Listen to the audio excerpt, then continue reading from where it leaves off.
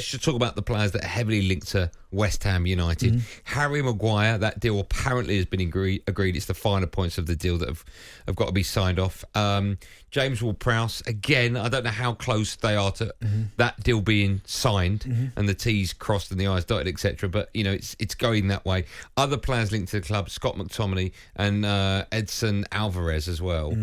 What do you make? I mean, if those 4 players came in, I don't know if they need all 4, but if those 4 players came in, I still think West Ham need a striker. I know they've got Antonio and they've got Danny Ings. And Jarrod Bowen can play down the middle. Yes. 2 of those 3 I mentioned are prone to injury. But either way, West Ham fans, they'll be looking at their possible starting 11 and they'll be thinking, there's no way they should have anywhere near the season they had last season when there was discussions about whether West Ham will be playing their football in the Championship this season. They'll be all of them will be happy with those names, won't they? I think so, because first and foremost, when you look at the players they've been linked to, the likes of James Ward-Prowse, Harry Maguire, Scott McTominay, the first thing I think of straight away when you mention them 3 players to me is honest.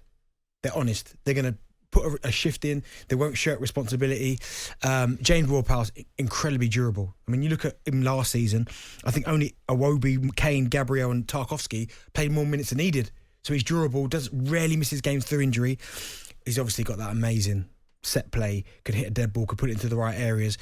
And he's also been a captain for a long time. And I think West Ham, as James Collins said there, they lack leaders. And I think he could be one that could go in, or Maguire, and become captain. So I think even with them 3 signings, I know Alvarez is a good player, Ajax, good player. But when you look at them 3 players there, I think you'd be over the moon with them signings because they're not all massive money either. Maybe some of them have got a point to prove. Certainly Maguire and McTominay. McTominay will probably feel, and rightly so, he's a professional footballer, that he should have been given more opportunities at Manchester United. Fair so. Harry Maguire will feel like he's got the whole world against him because of some of the errors he made. So he's going to there with a point to prove. And James Ward-Prowse has got an ambitions of getting himself in the England squad at the end of the season. So I think they've all got something to play for.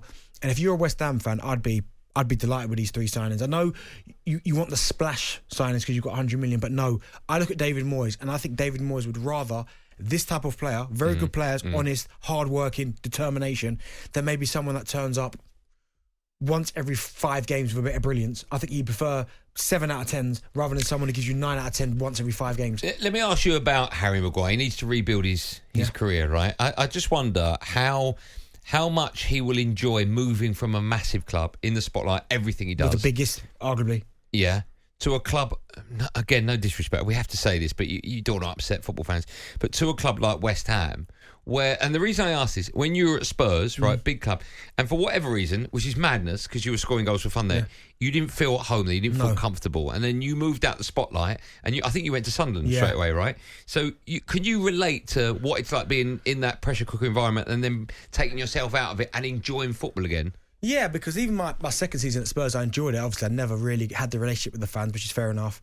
Never really felt I got given a fair opportunity. But you're right. The moment I left Spurs and went to Sunderland, it was almost like, first and foremost, you want to show everyone that you are a good player. You feel like you've got a point to prove. Even though I was scoring goals way before that, I've got a point to prove. And I ultimately ended up having my best season that season after I left to go to Sunderland and scoring loads of goals. So for Harry Maguire, and I've never been at that level, he's at one of the biggest clubs in the world, if not the biggest, there's an argument. He's been captain of that club. So every time, and for a period, he was playing really well. Really, really well. People were saying, I think he started to justify that 80 million. Certainly under Ollie, when they finished second. Didn't lose a game away from home.